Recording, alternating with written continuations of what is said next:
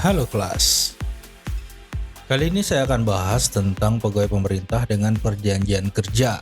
Ya, ini adalah bagian dari ASN dengan status berbeda dengan PNS. Jadi ada beberapa perbedaan dengan PNS, tapi kali ini saya nggak akan bahas itu. Saya cuma akan bahas formasi apa saja yang akan diterima di P3K tahun anggaran 2022 dan bagaimana persaingan di P3K. Sebelum kita lanjut, silahkan di-subscribe dan aktifkan lonceng biar dapat notifikasi video terbaru dari kami.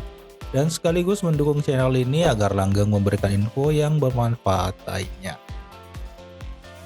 Tahun 2022, pemerintah tidak akan membuka penerimaan PNS jalur umum dan hanya akan membuka penerimaan untuk formasi pegawai pemerintah dengan perjanjian kerja atau P3K. Informasi ini berdasarkan surat Menpan RB tanggal 27 tahun 2021 nomor B/M/M.SM0100/2021 yang menyatakan bahwa penerimaan ASN tahun anggaran 2022 dilakukan hanya untuk P3K. Jadi teman-teman yang mau daftar ASN untuk formasi umum tahun ini tidak ada kuota. Jadi yang dibuka hanya untuk P3K. P3K ini memang agak berbeda dengan PNS, mulai dari status kepegawaian, sistem penggajian, dan jaminan pensiun. Tapi keduanya tetap dinamakan sebagai aparatur sipil negara. Untuk formasi P3K yang diterima dikhususkan untuk tenaga pendidik, tenaga kesehatan, dan tenaga penyuluh. Jadi teman-teman yang merasa punya kualifikasi yang ada di antara ketiga formasi tadi, silahkan mulai dari sekarang untuk siap-siap. Karena persaingan akan semakin ketat dan jumlah pelamar diprediksi akan semakin meningkat. Sampai video ini dibuat, setidaknya ada 740.000 kuota tenaga pendidik, baik itu dari Kemendikbudristek dan Kemenak. Namun untuk detailnya belum kami dapatkan informasinya.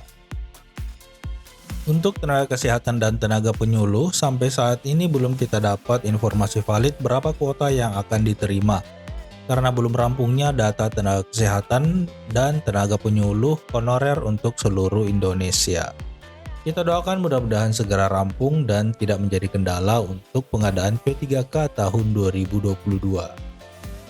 Berdasarkan surat Menpan RB kepada Kementerian Keuangan, terdapat pemaparan mengenai rencana pengadaan P3K tahun anggaran 2022 dengan rincian sebagai berikut.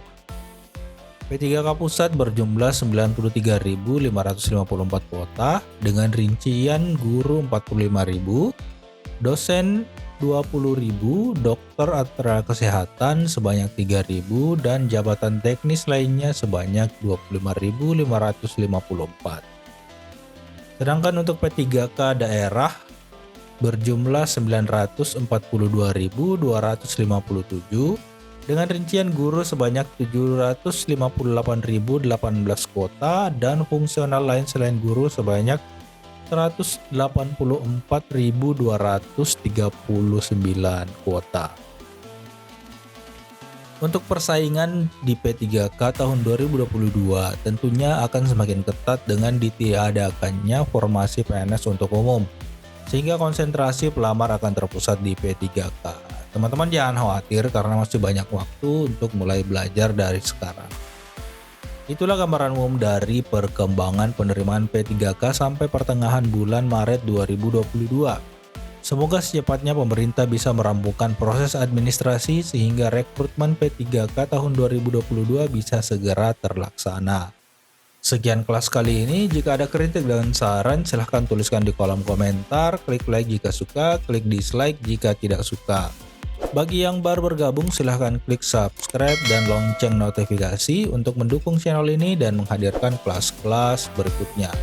Sekian dari saya, jaga kesehatan dan sampai jumpa.